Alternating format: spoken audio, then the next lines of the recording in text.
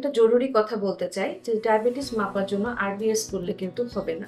আপনাকে blood sugar মাপতে হবে খালি পেটে একবার এবং ৭৫ গ্রাম গ্লুকোজ খাওয়ার পরে আরেকবার। এটাকে আমরা ওজিটিটি বলি। যাদের প্রথমবার ওজিটিটি নেগেটিভ আসবে তারা পরবর্তীতে আবার ২৪ থেকে ২৮ সপ্তাহের মধ্যে ডায়াবেটিস আরেকবার মেপে নিতে হবে।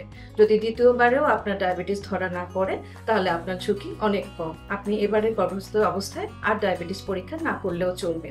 আর যাদের ডায়াবেটিস ধরা পড়লো তাদের ক্ষেত্রে আমাদের সাবধান হতে হবে। ডায়াবেটিস আমরা কখন বলি যে ধরা পড়েছে, যদি আপনার খালি পেটে ব্লাড সুগার ৫.১ এর বেশি আসে এবং গ্লুকোজ খাওয়ার পরে ডায়াবেটিসটা ৮.৫ এর বেশি আসে, তখন আমরা এটাকে বলি গর্ভকালীন ডায়াবেটিস। সেরকম দেখে যদি আমরা ব্লাড সুগারটা মেনটেন করতে পারি, সপ্তাহের পর সপ্তাহ আপনার প্রেগন্যান্সিটা আগাতে থাকবে, তারপরে শেষের দিকে এসে আমরা সিদ্ধান্ত নেব যে আপনার ডেলিভারি নর্মালে করানো যাবে কি যাবে না, অথবা সিজার লাগবে কিনা। ডায়াবেটিসের জন্য শুধুমাত্র সিজারের প্রয়োজন হয় না। যদি আপনার ব্লাড সুগার খুব ভালো কন্ট্রোল থাকে, আপনার বাচ্চা ভালো থাকে এবং আপনার নর্মাল ডেলিভারি করার মতন উপযুক্ত হন, তাহলে নর্মাল ডেলিভারি করানো সম্ভব। এবং বাচ্চা হওয়ার পরেও আপনার ব্লাড সুগারটা মেপে আমাদের দেখতে হয়।